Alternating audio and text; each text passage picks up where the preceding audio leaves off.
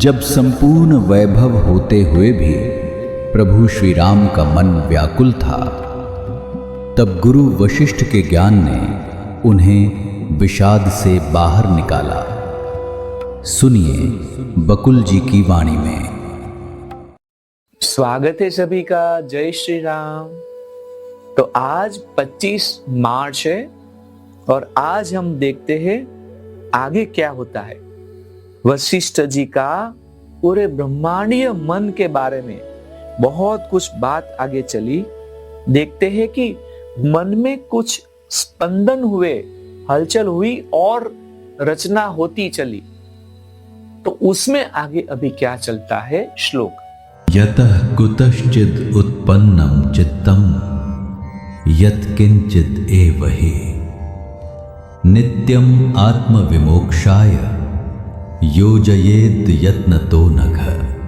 अर्थ है, हे राम, मन की उत्पत्ति चाहे जैसे ही हुई हो और चाहे वह जो कुछ भी हो, उसे सदा स्वप्रयास में मुक्ति की प्राप्ति के लिए लगाए रखना चाहिए। तो पिछले 6-7 दिन से ये चल रहा है कि मन क्या क्या खेल खेलता है और मन के हाथ में कितनी शक्तियां है, वो जो कुछ चाहे वो कर सकता है। तो इस श्लोक में ऐसा बोलते हैं कि मन को और कुछ न सोचते हुए सिर्फ और सिर्फ मुक्ति की प्राप्ति के बारे में सोचना चाहिए, ऐसा बता रहे हैं। आगे देखते हैं। वशिष्ठ ने कहा, हे राम, आकाश त्रिरूप है। अनंत आकाश अविभाजित चेतना है, सीमित आकाश विभिक्त चेतना है, और जिस आकाश में भौतिक संसार अवस्थित है वह भौतिक आकाश भूताकाश है। भूत माने कालों में बटा हुआ, जो भौतिक जिस जहां पे हम हैं। लेकिन दो और है, एक अनंत आकाश और एक सीमित आकाश, और ये भौतिक आकाश। अब समझाते हैं। अविभक्त चेतना का अनंत आकाश, चिदाकाश यानी कि चित आकाश, वह है जो सभी में विद्यमान, बाहर भी और भीतर भी है, और जो वास्तविक है अथवा जिसकी प्रतीति होती है, और जो विशुद्ध साक्षी है। चेतना का विभक्त आकाश चिताकाश है, जो समय का विभाजन करता है, जिसमें सभी प्राणी रचे बसे हैं, और जो सभी जीवों का हितैषी है।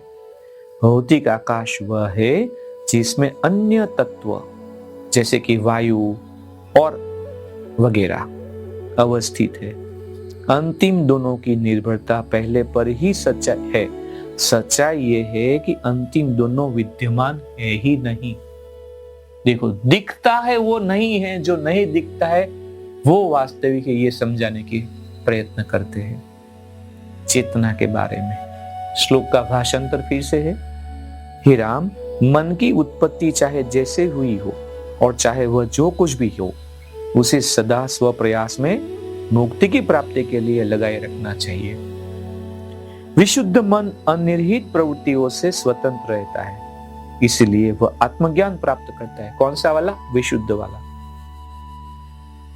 संपूर्ण ब्रह्मांडी मन में है, इसलिए मोक्ष और बंधन की धारणाएं भी मन में होती है। इस संबंध में एक कथा है जिसे स्वयं ब्रह्मा ने मुझे सुनाई थी, उसे ध्यान से सुनो। फिर से एक कहानी। ये सब कहानियां हमें और सरलता से समझाने के लिए कि परम ज्ञान जो है कैसे हम आसानी से सरलता से समझे, इसीलिए है। एक विशाल जंगल था जो परमाणु के अंदर होने वाले आकाश की तरह हजारों मीलों में फैला था। ध्यान से सुनिएगा, फिर से मैं पढ़ता हूं। एक विशाल जंगल था जो परमाणु के अंदर होने वाले आकाश की तरह हजारों मीलों में फैला था। उसमें एक ही प्राणी रहता था जिसकी हजारों बाहें तथा अन्य अवयव थे। वह सदा से अशांत था। उसके हाथ में गदा थी जिससे वह स्वयं अपने को पीटा करता था और पिटाई के भय से इधर उधर भागता फिरता रहता था।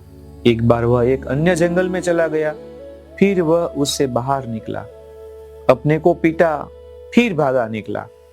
वह एक अंधे कुएं में गिर पड़ा, फिर उसमें से निकला, फिर उसने अपने को पीटा, फिर भागने लगा। इस बार वह कदली वन में जा पहुंचा। ध्यान से सुनना, वो अपने को क्या क्या पीड़ा देता है। कौन?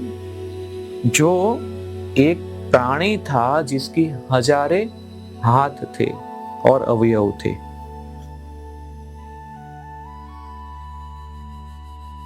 यद्यपि वहां कोई और नहीं था जिससे वह डरता, परंतु डर के मारे वह जोर जोर से रोने और चिल्लाने लगा।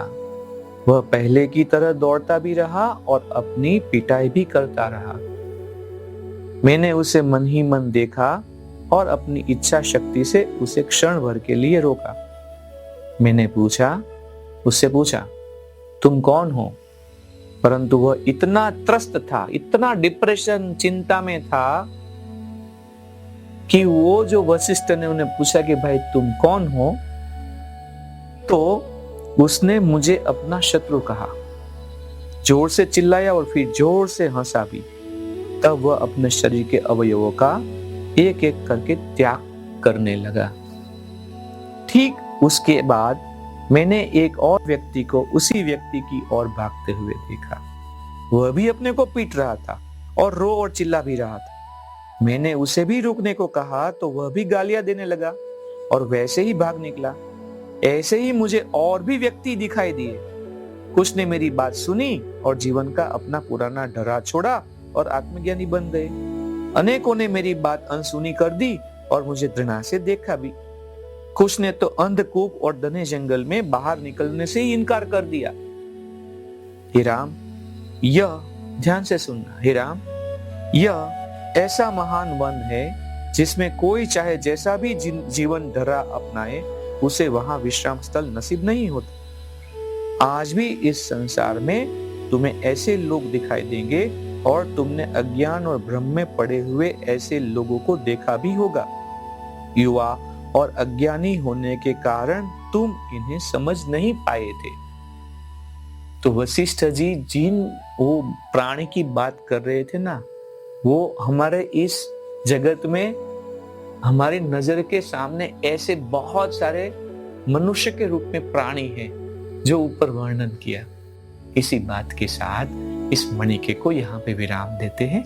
कल देखेंगे आगे क्या होता है। तब तक के लिए जय श्री राम। इस ज्ञान यात्रा में हमारे साथ बने रहने के लिए चैनल को सब्सक्राइब करें और बेल आइकॉन दबाएं।